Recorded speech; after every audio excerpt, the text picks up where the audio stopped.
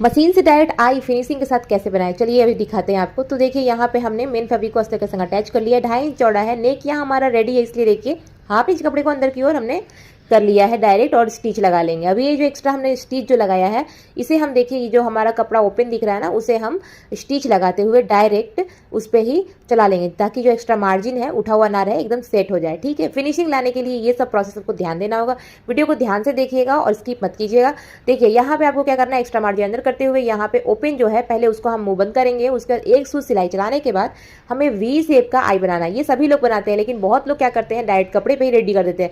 No, आप लोगों को यहाँ पे एक चीज़ का ध्यान देना है कि अस्तर जरूर यूज़ करें, और 5 आई बनाना हो तो 1.5 इंच का गैप लीजिएगा। 6 आई के लिए 1 इंच 2 सूत का आपको गैप लेना है। इस तरह से आपको सभी आई को बना देना है। मैं यहाँ 6 आई बनाई और काफ़ी अच्छे फिनिशिंग इसकी आती है, और बहुत अच्छे से हुक जो है टाई भी रहता है। वीडियो अच्छी लगी लाइक शेयर सब्सक्राइब जरूर कीजिएगा। मिलते और 4 टक्स की फुल डिटेल वीडियो आ गई है चैनल पर, जरूर जाके देख लीजिएगा। Bye bye.